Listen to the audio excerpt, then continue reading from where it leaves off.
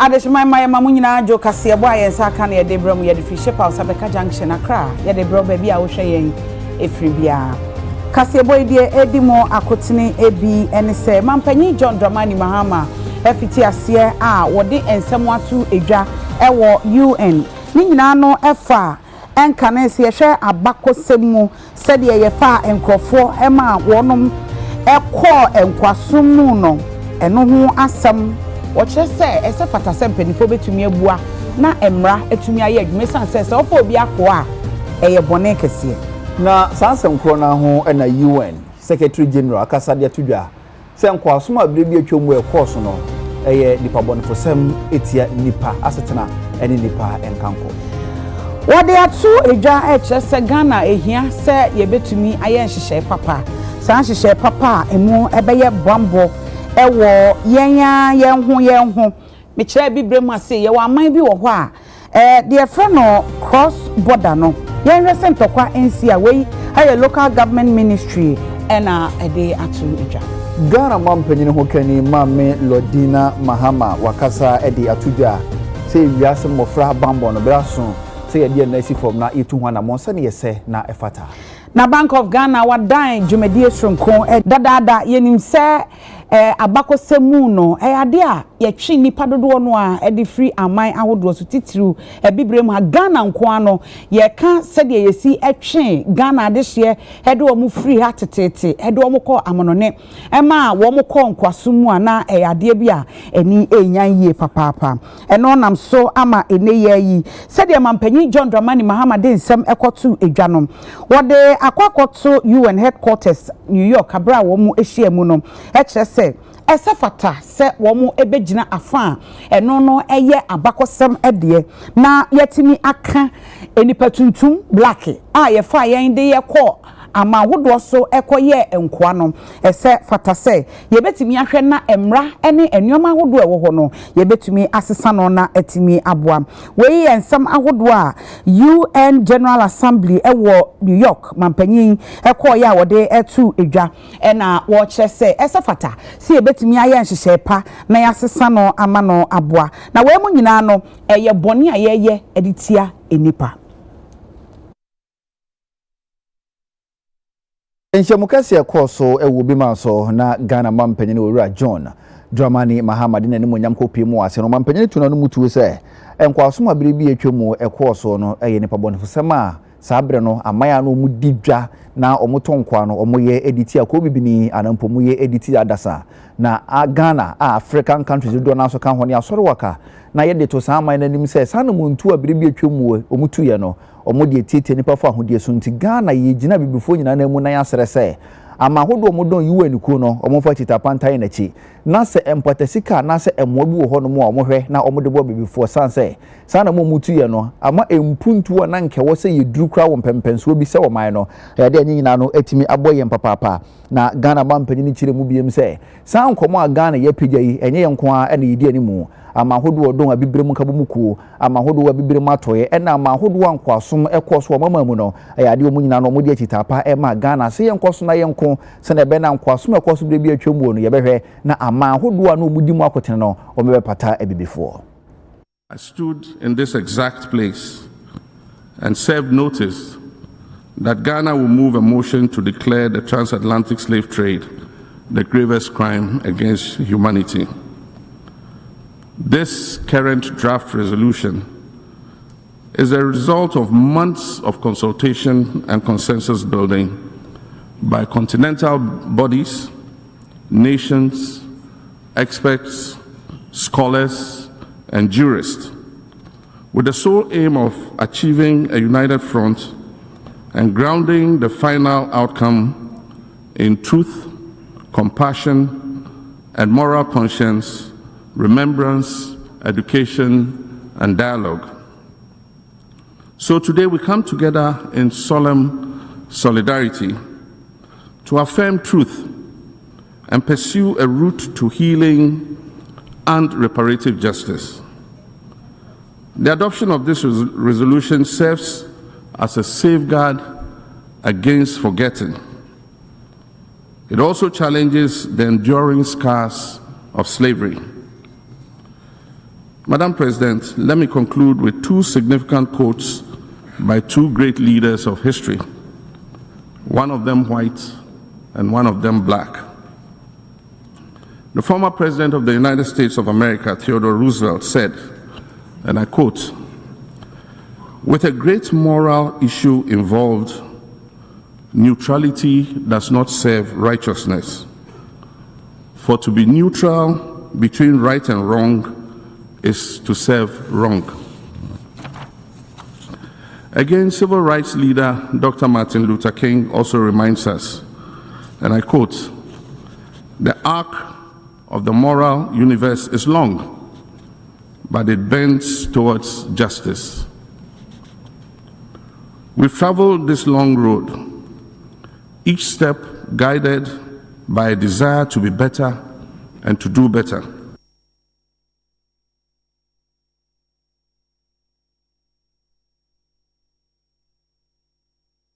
Wo sansem ya ho amampanyin John Dramani Mahama de kotu edwa no enam so ema aman ahodo so eta nachi ema se ye kase wo moto so aba abato no wo mu wieye no na enipa dodo no ana aban dodo no ano wo mu aba betai Ghana achi amankunimdie ena aba ene United Nations General Assembly wo mu agye atum se saa ensem a mampanyin John Dramani Mahama ejina Ghana eni abibiman anam ekọ ya wode ekotu edwanom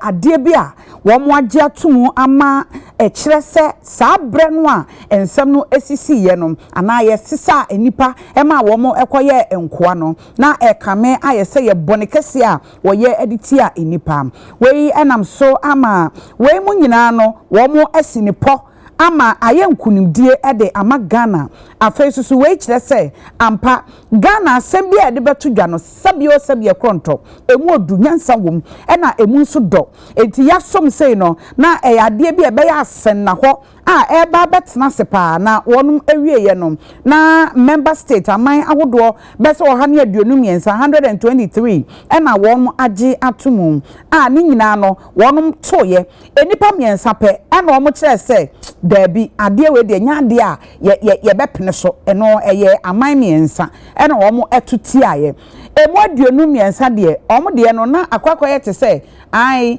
yene a ye meka se ane ye nso ye nka se dabi ye gina baabi na mom wo mo gitum ne de wo ha ene aduonu miensa na wo mo age atum enti wei e kire se enkunimdie ena aba ede ama Ghana ne abibiman nyina na delegation na won mo ko ye na mampanyin John Dramani Mahama edi animu no wei ena wo mo ko pia ya akọ aye enkunimdie kese a wei amanyo se eye de beyo ni nyina no akoyie ede amayen ama babeye ensana ho kese ede ama Ghana ede mampanyin a odi animu ene mpanimfo ekoye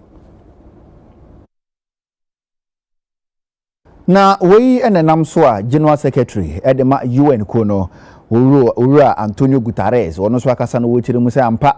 enkwaso abrebi atwemu ne course no eyade a aseda ison asen abusia asekuru ena ase wo man ono so wogitum se aman hodo a nkwaso no mudi mu dwapa no o manye niye enti no wakasa de etia no wosan de ato sa aman ni nyina anim se bra so so mo de acheopa ema aman hodo a mo fa nkwa ewo mu na sa aman no emoabu wo hono mu a o mo fa mo sa aman no.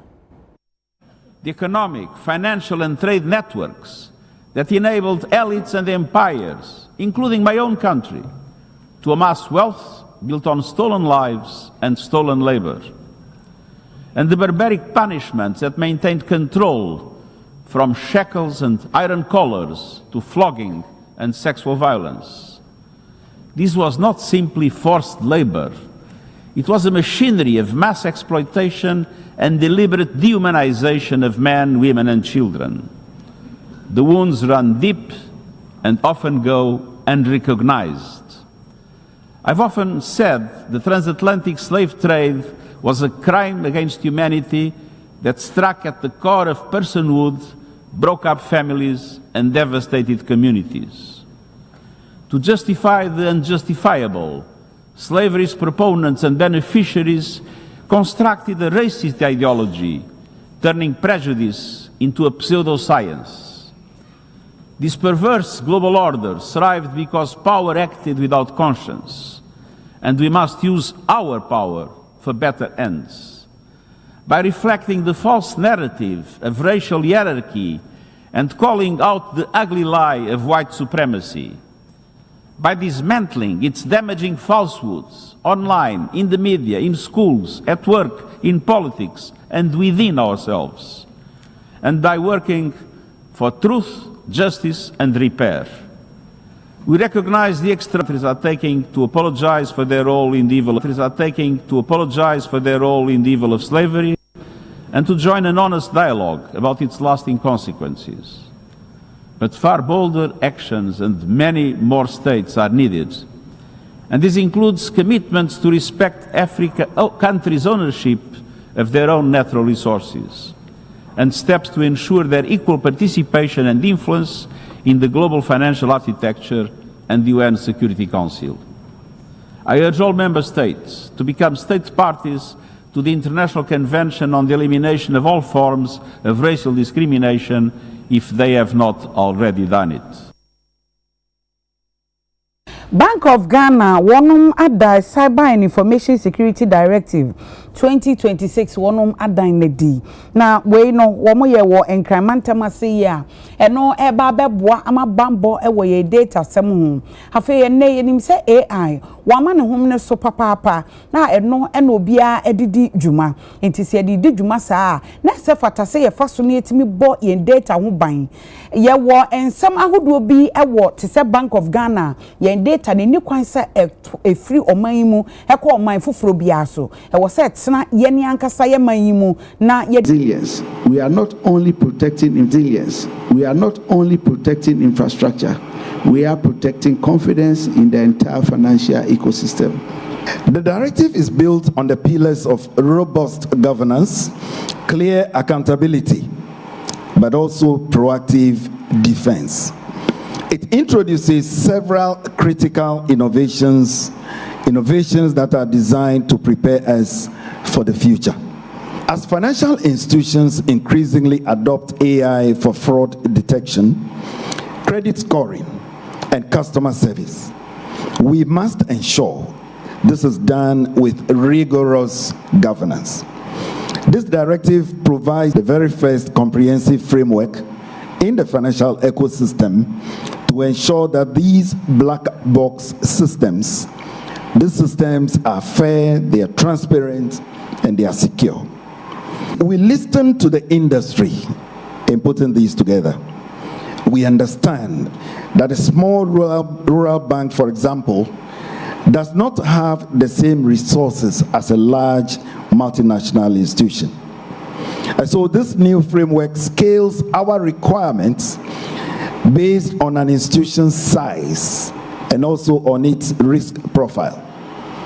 ensuring security is fit for purpose without being unduly burdensome. Let us be minded about another signal that was sent by the governor of the bank. Data flows are a critical part of what we do at the ministry, and our eyes are strictly on data flows, especially when they come to critical national information. Our national policy on cross-border data flows is one that supports the movement, free movement of data across borders, because you cannot become an isolated nation in the cyber world. However, we hold the view that there is the need for us to hold certain critical data as critical national data that should only move under very strict circumstances. So financial data is one that we are expecting to be kept locally and not internationally. As key stakeholders in the cybersecurity architecture,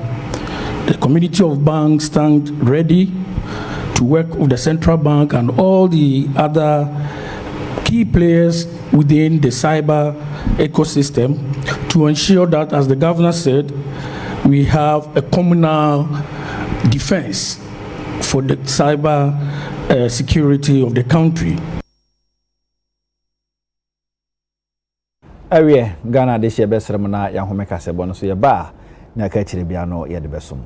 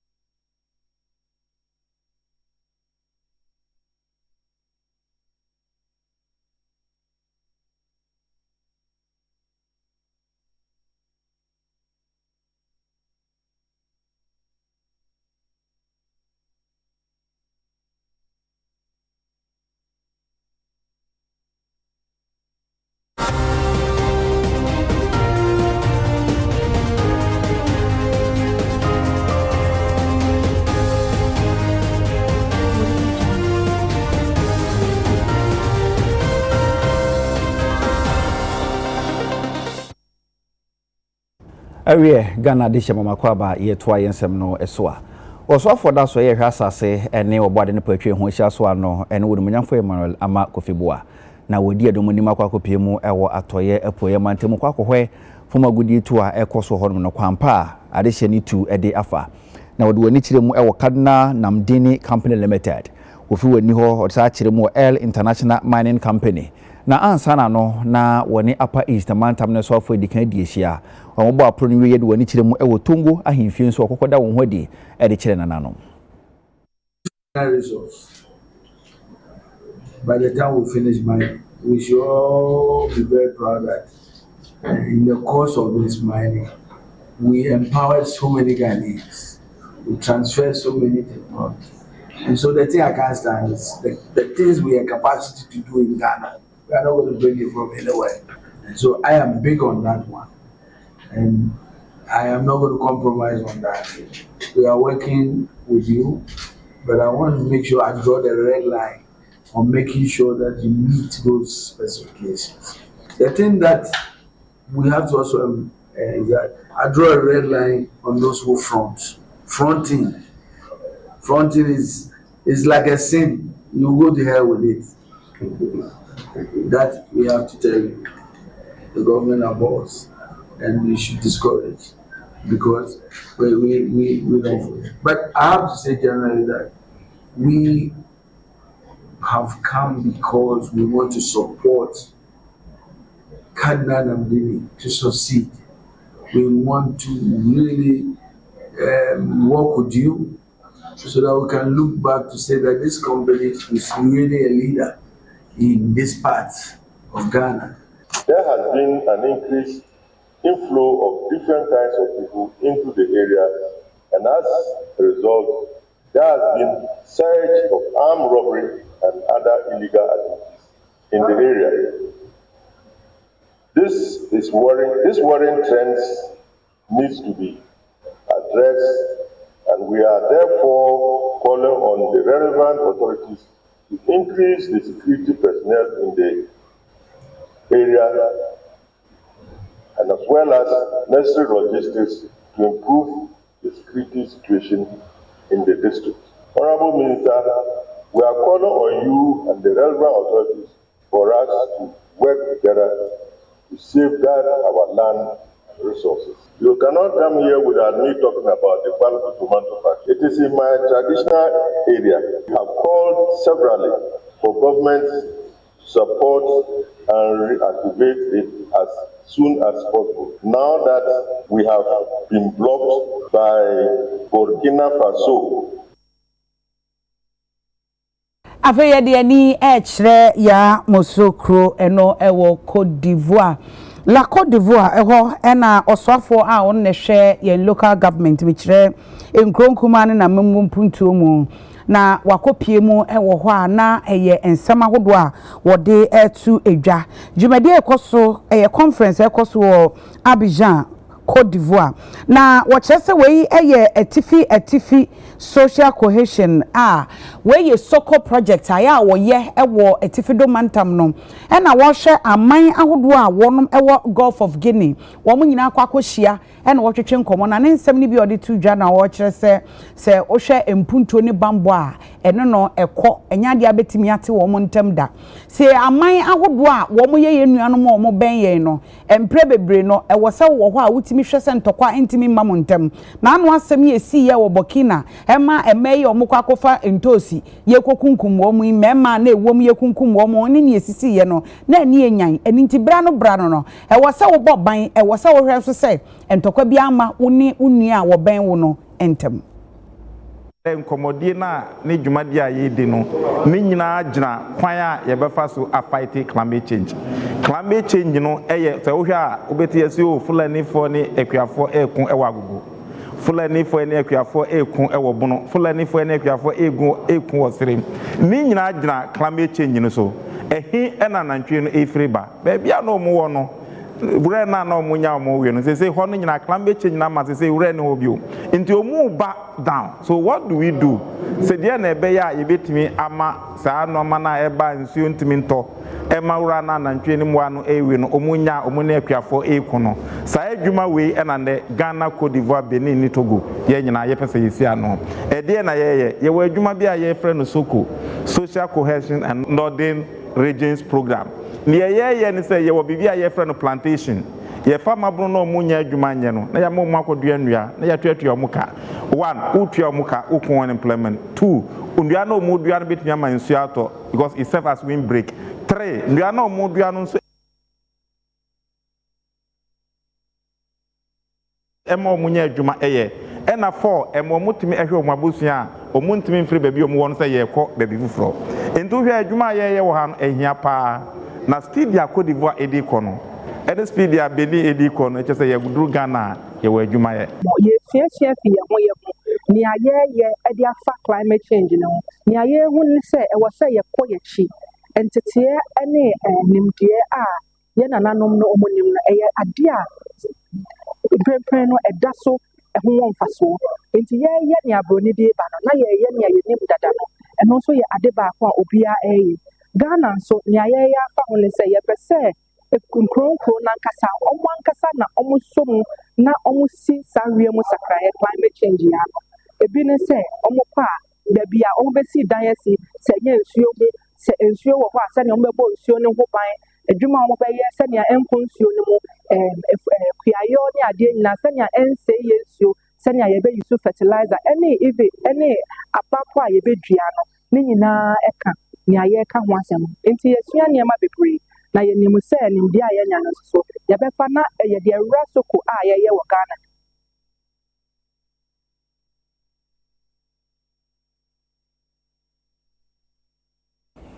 Enkane Chief Justice Mame Gertrude Araba Isaba Saki Tokuno the brand who could no a free set Ghana and pin for yes one fan conco honomono what the bid assembly coco piemo or ECOWAS court yes ECOWAS court on her na omunka be enfamano na Ghana for Bekayabo sumia na edika no the we and a mame ECOWAS and pin for yes okay case no that down woman who be here set Ghana so my yaba na baby ye and some ano and I'm so mo share Deputy Chief Justice Ura Justice Remsai say wonyina Ghana nemu na ensema maame no e dia babeto ECOWAS court no apono so no wonhwe na wonfa mu nkyiremu ene anu ye sefata emfa emeda court no na menemo ka say Deputy Attorney General so waye ne sa pepepa ene court ese gina so na wahye Enkane Chief Justice Mame Gertrude Araba Isaba Saki Tokunu say anu ye no a ene Ghana dia babeto na apono so no wono so nhwe na enkyiremu bia esefata no wono so nhwe na wonfamra na wonfama bepiemu e wo court na nim say aso esefata se kwan ye fa so ne yi na de so say Chief Justice wo ma Ghana mu no na ne kwan so ano no se ne ane Ghana Deputy Attorney General wo ba mane anampo no so wonkyeremu bi a eye soronko firi sa ma ne bu no mo no so bepe se wo de bedan ECOWAS court no enti ene we eye nsem a apie emonten so a chese we no eye asemde e de ma wo panyini se won hwe na nkyeremu bu ho no mo a wono so wonfa embra medan court no na entimi moa na court no hwe na ba bi asusu ade bo ho befa nyina no wonhwe na wonsi ho eginaye enti Enkane Chief Justice Mame Gertrude Araba Isaba Saki Tokono we na ECOWAS Community Court no ehwe na wode ato nanim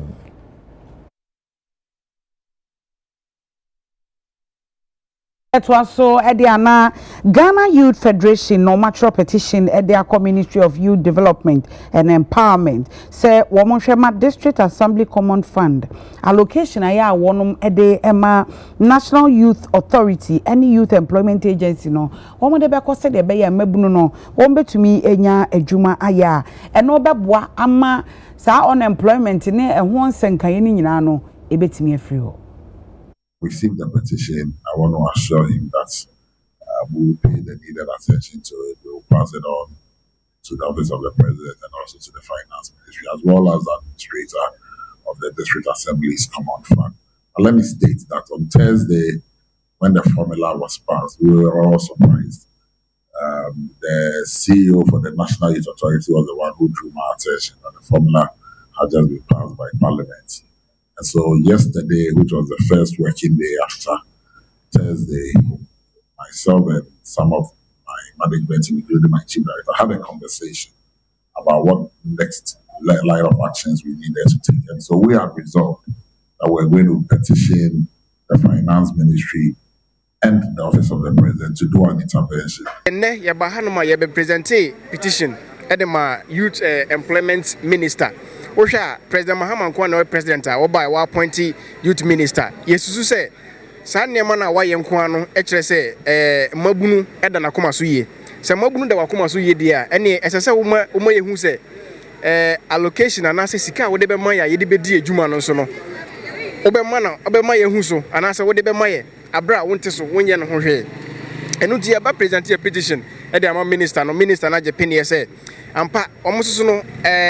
ɛyɛ ɔmo wanwa sɛ ɔmo sɔre ɔmo te sɛ Thursday yɛkɔpase formula na abra youth employment agency ne youth national youth authority ya include ɔmo. Ɛno nti saa de a yɛ petition ɛde aba no ɔmo som ɔmo de bɛkɔ presidency ɔmo de bɛkɔ minister of finance ama ɔmo hu sɛ in fact Ghana fo ɔmo ɛbabu no na ɛkɔ so no yɛ ninje na petition na present yɛ ne kyɛ sɛ as soon as possible government no and review formula na ɔmo de akɔ no na ɔmo ma allocation Embra National Youth Authority ne Youth Employment Agency said the bɛyɛ ɔmo bɛnya sika ɛde aboa Ghana yɛmabu no nyinaa 21 days na ɛde ama ɔmo no sɛ ɔmo andi 21 days anaasɛ within 21 days no sɛ yɛante bibia mfiri ɔmo hɔ a we have other avenues either say yɛbɛ embark on demonstration either say yɛbɛ petition some unions, international unions, for them to know say our government is not thinking about the youth enough. Either say you better go to courts, and as the court should be a last resort, so that there will be a provided components or provided allocation to the Youth Employment Agency and National Youth Authority. Ghana de shebe san asere mu biem na ya home ka se bono so ne mpiri no so ye besere mo ne yentena.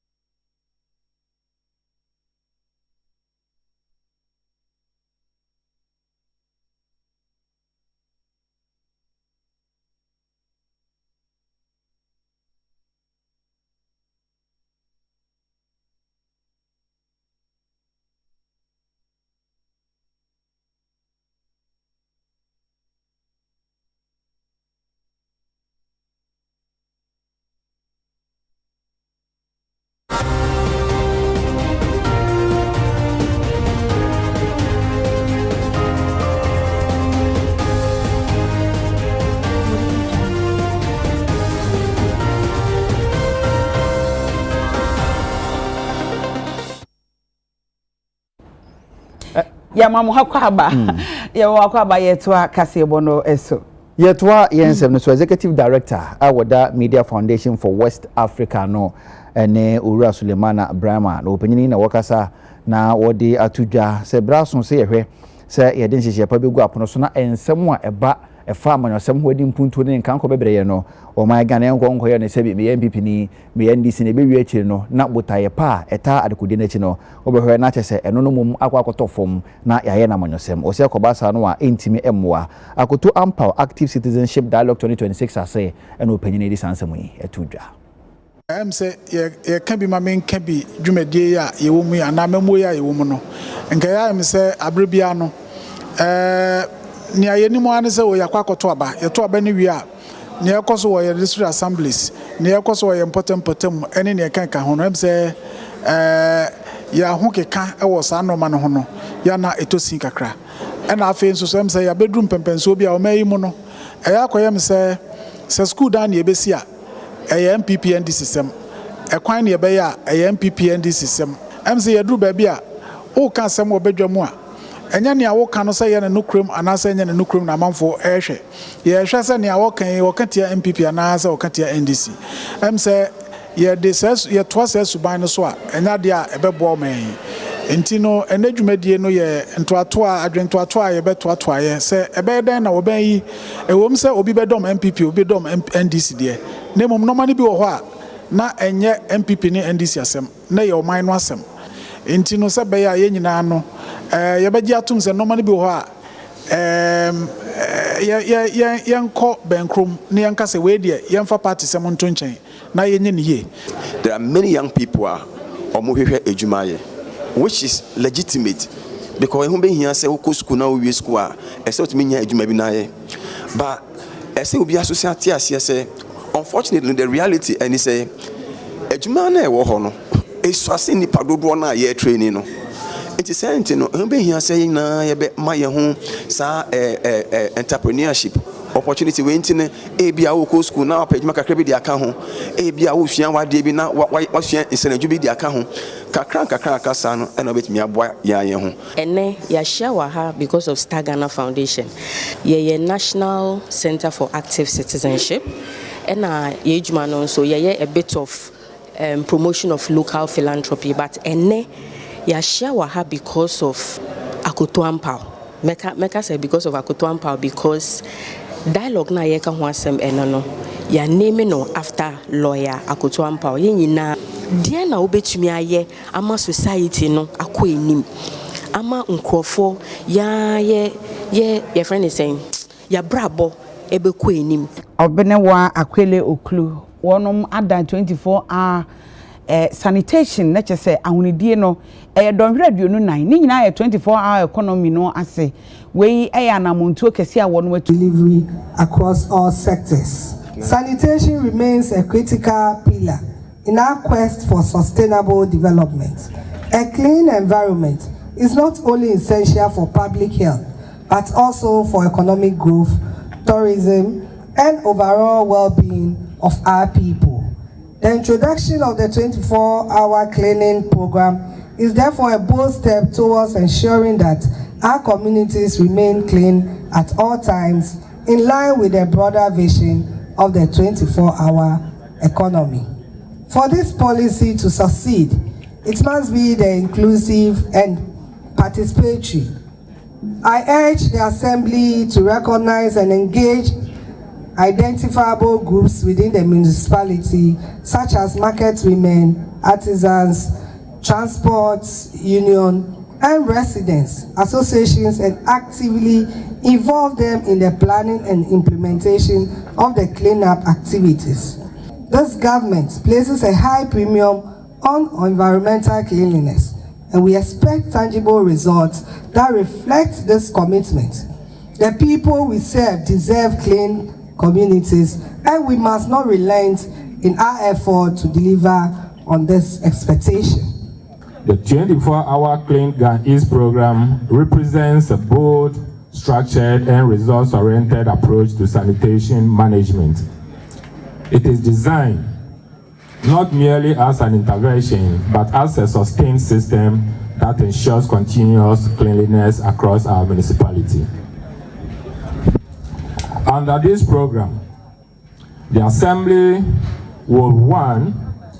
Institutionalize routine cleaning of all principal streets and public spaces through dedicated sanitation teams operating on a 24-hour basis. Strengthening enforcement mechanism through establishment of a robust sanitation task force. Operationalize sanitation calls to ensure strict compliance with our sanitation bylaws.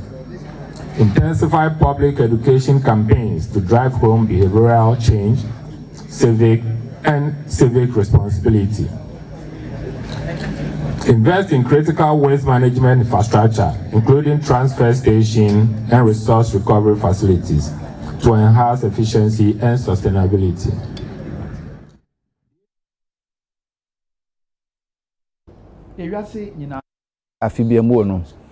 Ewiasa ye nsa afibia mu no yenyi da conference ho no mo na TB yemfa enhye ho fa afi so Ghana ya hye ho fa bi na dwumedi ase e na osofa be de kire da pomodin aso ya no Dr. Grace Ayenso Dankwa wakasa no de tudwa se TB yare no aban ne hye pagu apon so endi che bi Ghana ye bekon na ye di sunkonim. This annual observance gives us the opportunity to reflect on the progress we have made in the fight against tuberculosis, renew public awareness of the disease, and reaffirm our collective commitment to ending TB as a public health threat in Ghana and across the world. This year's theme, Yes, We Can End TB, led by communities and powered by the people, is both timely and inspiring. It reminds us that while government provides leadership, policy direction, and resources, lasting success in fighting against TB depends on the active involvement of our people, our communities, and our institutions at every level. TB remains one of the deadliest infectious diseases globally, even though it is both preventable and curable. In Ghana, TB continues to pose a major public health challenge. According to estimate by the World Health Organization, about 44,000 Kenyans develop TB every year, yet only around 20,000 or fewer than half are detected and placed on treatment annually. This means that far too many people remain undiagnosed and may continue to transmit the disease unknowingly within our homes and communities. As a government, we are clear in our convictions that finding every case and placing every diagnosed person on treatment is essential. This is not only a matter of saving lives, it is also central to breaking transmission, protecting families, and preserving the health and productivity of our nation. The government of Ghana remains firmly committed to strengthening the national response to TB. Last year, we gathered under the theme, Yes, We Can End TB, Commit, Invest, Deliver. I am pleased to say that under the leadership of His Excellency, President John Dramani Mahama, this commitment is even being translated into concrete actions. As part of the efforts to strengthen TB detection and diagnosis, government has invested in the procurement of 10 new AI-enabled digital X-ray systems, 15 new Gen Expert machines, together with the accessories to complement the existing. Afia ni nchirabo no Easter na wɔn yɛ kuafo mu dua ntosu ɛna wɔn de adesrɛdeɛ to aban anim sɛ wɔn sra aban ada sɛ wohwɛ wɔn agrochemicals nnuro a wɔn de peti wɔn ntosu a wodua so afei ntosu no aba na wodua ɛna afei wɔn ni nsuo nti dams ahodoɔ no a asɛsɛ ebi wɔ hɔ nso a yɛntumi anya nwie no wɔn nsan nkɔ no nkɔ yɛmfa ma wɔn na ɛbrɛ ni nyinaa afimu ni nyinaa no wɔn ntumi nnua ntosu ekoba sa Burkina tabono wɔn de ato yɛ so no ɛnya ade a ebetimi apusu yɛ wɔ kwan bi aso ana se mo bia ma ho o cross border no ye nanso senka aban mitumi bua twebodonfo se yenye sa dry season tomatoes wi bia ka be bua ye pa because afi bia na nka ye tete no nyinaa na yɛfrɛ bibi petra ɛboa ama nkranfoɔ no ba ɔmunya nneɛma no kama paa esi amekasa koraa wokɔbu hyia to bɔdɔm ha ɔmo adua ntoso na ama ne ma no ayɛ akɛse akasa ɛbɛbere ɛyɛ atɛkyɛ mu deɛ no bi nti sɛ nka aban no ɛboa yɛ a anka ɛbɛboa paa na nneɛma no so a yɛde yɛ ne adwuma no nyame anim ne boɔ den fertilizer boɔ soro too much fertilizer boɔ soro too much seed na sɛsi aba kobra ne tenga ne giva no a yɛdua no nyinaa ne boɔ den koraa nti nka aban bɛboa yɛ a na nka yɛsrɛ trade minister for trade and ofoso agyale yɛsrɛ paa sɛ nka ɔte deɛ ameka yɛ a na nka waboa yɛ wayɛ mmoa gye di sɛ yɛha no aban boa yɛ a yɛbɛtumi a yɛ adwuma no a Ghana ɛnkɔ hɔ ɛnkɔfa ntuosi sɛsia no dry season no ɛha no yɛhɛda ni nsuo bebree a yɛde yɛ saa adwuma no yɛgye di sɛ sɛ aban no ɛtumi ɛma boreholes ɛna dam ahodoɔ a yɛbɛtumi feed Ghana ɛwɔ dry season no nim sɛ saa time no a yɛnni baabi a ɛbɛyɛ ɔyɛntiri a ɔmu ɛkɔ bɔkena hɔ ɛkɔfa ɛba no ɛna ɛbɛsrɛ mmaa no so yɛma yɛni sɔ deɛ wɔyɛ kurum ti deɛ ɛsla aban no sɛ ɔbɛboa na yɛha so tomatoes na bia na ɛwɔ bɔkena seed na ɛdua no ha no bia na ɛwɔ bɔkena no nti no yɛbɛsrɛ sɛ yɛyɛ so na sɛ ɛba so anka mmaa no atɔfoɔ no aduadifoɔ no bɛboa no nka ɔma ba bɛfa ama yɛn na so yɛkuafoɔ no yɛni agye yɛkua no ho na yɛtumi afidi Ghana mete sɛ yɛ mmaa no ntimi nkɔ bɔkena nkɔtɔ nneɛma no biom no fa baabi na yɛ me de because deɛ nneɛma no ɛwɔ ha na bia na ɛwɔ hɔ ana yɛha so no season by season na yɛde yɛ tomatoes no nti sɛ yɛha season no ɛba na bi ni hɔ na ɔmo kɔ deɛ a ɛno na ɛbɛboa na bi wɔ ne yɛ season no tomatoes na ba so na cars no atɔfoɔ no mu twam ɛba saa na ama yɛha no nneɛma no ɛɛsɛe yɛpɛ sɛ Ghana ban boa yɛ sɛ bɛyɛ a bɛtumi atere kɔ adwuma no mu mmɔ because sɛ ɛdu dry season a yɛni dama ɛbibia adama support adwuma no yɛbɛyɛ season by season nti yɛsrɛ Ghana ban World Water Day da ponda ye di si hono mo insupa ye di ho nkoma da ponda Ghana ye nso ya hye ho fo benam so Weja Presbyterian Basic School edition for the wani chire mu wo Weja treatment plant ko ho ese na wondwumadie no ekọ edi afa na dwumadie ase na engineer woda Weja treatment plant ano wokasa de atudwa se wona wote ben dam no omo ha dam no dwumadie pa nso dodo na nso omo no wawie na ekọ amanfo mfie mu a kwan ye fa so eyi sinsuo illegal connection ya ade no emmoa emmo mboka enti ogina so ode afutuo ema Ghana for this year World Water Day no your team are already celebrating water and gender where water flows equality grows and this year no you want to say you encourage more because you want to say your water challenges are affecting embalming more and you encourage you more you involve you more your decisions ni nyama nyina na emma yet me solve challenges na you were having to do with supply of water and the celebration no you invite JSS school ebeye and I encourage girls na mo woman you encourage you educate you importance of water, safe use of water, saving water, avoiding polluting water bodies. You hope say omo council ombeye ambassadors amaye ache omo parents omo nuanum ema obia protecting so obi eda ne nche say o tap ni ba one wasting issue no na onua bi oben so atumi anya issue about water pollution and say na be ya be clear your water to say the way agalamsi saying issue no ama say yenum issue ani yare nti ebi omo nyem na omo ntumi wo ba ema ne nye normal baby but me catch yennuan mom wo fie say ahanuma ye boy was a nice experience so they should come and learn and about water pollution be free baby eba ne kwa ya faso a omo yi emu efi ni bibia ansa na bedru ye nchen na emwani bi eyese efiri na kono yehu se nsu aye no no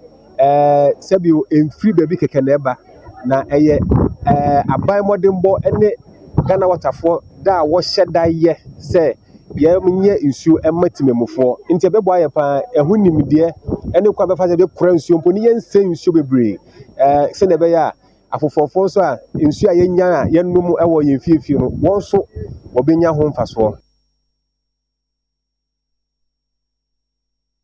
National Health Insurance Authority womo edikan wɔn di animo ɛbɔ dawuro ɛde akyerɛ ɔmanfoɔ ɛfa kidney yadeɛ ho sese kidney yadeɛ no ate sepa ekum nipa yie obi wɔ hɔ a n'ani bɛba na ho so no aduru stage 4 no onim deɛ ɛkɔ so kraa eti deɛ da wɔn ano a wɔn tɔn ma ɔmanfoɔ ne sɛ sie hu ne ntam a ɛno no ɛboa ɛma wɔn tumi ɛhwɛ ɛsa yadeɛ yɛn hu ne ntam ne koduru stage 4 ne stage 5 deɛ a na neɛ na wɔkɔ asamado a no ɛno ɛna wɔn afiti ase a wɔn ɛbɔ ho de rodi akyerɛ ɔmanfoɔ sɛ deɛ ɛbɛyɛ a ɛbra no wɔbɛhwɛ wɔ nipadua ɛne wɔ abrabɔ a wɔbɔ no ɛyie ɛna afei nso wɔn bɛkɔ ayaresabea na wakɔ check up wei ɛyɛ head of communications ma NHIA ɛyɛ Mame Faustina Adare wɔde nsɛm yi to dwa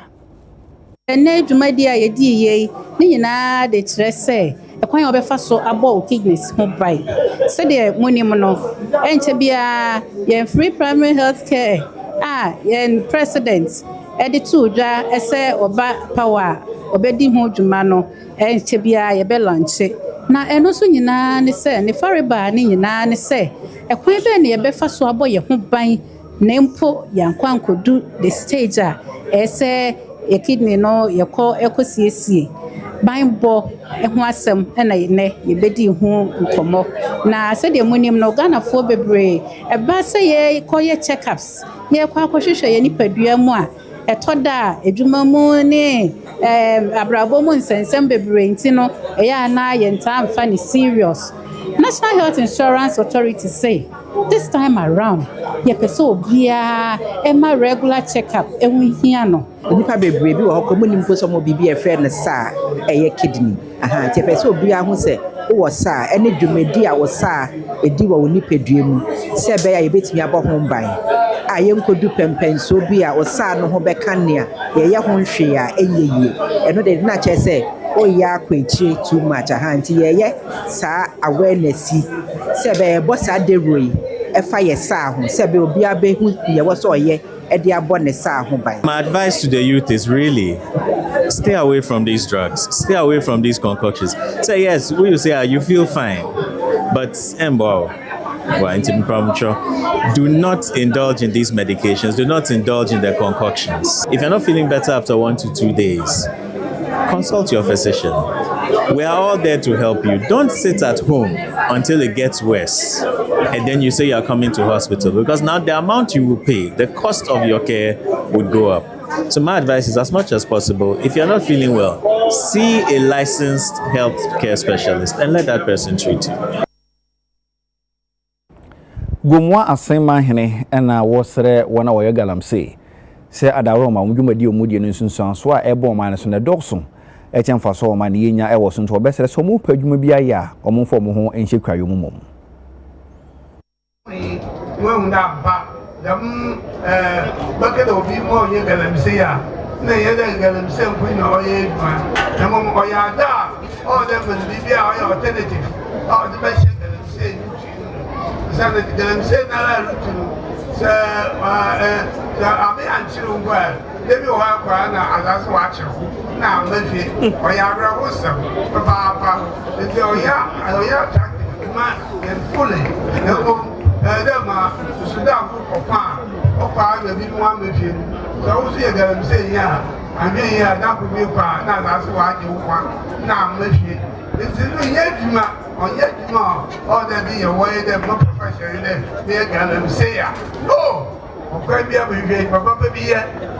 o baba madachi ni wa we bu shafo yo mai we yo ho mfaso nti wo hwe agriculture ne ade a ye ya aduane bi e ba ye bia efi komwa is asase so se eya bobe se ye watermelon se ye bayere se ye panchin bibia efi komwa is asase so na yankopon ehua asase no anasa district no to the extent that ade bia obe ye wo district no etumi ebi mefa kon ya we so na menhwe yan papa Dr. Honorable Ibrahim Mahama ejuma ye nim so ye pa cement we share district in why you are 5 quarries quarry ducts ye dey cement no ye fa fi komwa is nti ye fa kon ya we se ye se asase de ebi ewa ha omba bi one of his branch ewa district mu sene ebe ya mabun no ebe ya adwuma ye na unemployment na ya pass yet so ewa Ghana eso betwa kra. We produce bulb, sockets, standing fan, ceiling fan, anything and everything electrical you can think of. We are located at Gomwa Apoti. Yeah, tasty and neat. That is the name of the brand. Yeah, banku flour, cocoa flour, konkonte flour, gari, bibia just a Ghana janini na. Yeah, no in the form of powder. The products near no Ghana higher enterprises no good. Actually, say over free amanone ediamba. Focus products quality ni high and our prices no so okay.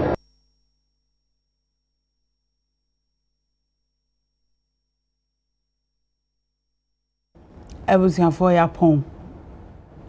na ye kai mo se pep student de odi be choose anopa ne anwumre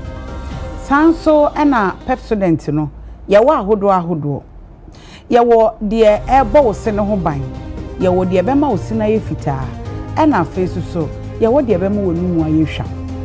enka antete no na ye wo body tire ye de bidie hyem eniti pep student aye chalco de no bidie no wo ho ena ye wo triple action no eno so wo ho ena ye wo de enubuna ne ha ma bebo wo se achi nam no obu ane se achi na ye ni na etu moja wo de no ena wo nso so apesa wo se white kama na apai fita o sre na o fe o se na o fe o so obu ontimi mfe ne o sre ko a ontimi mfe ne se mo obi ehu no mesro na wa pebi na atimi aboa wo store na wo dan na chi wo no ebi wo ho eniti eya no abomoden akọ pebi Midi di akosia sapo mene Sadat Mohammed ya mama mo ni hwa ade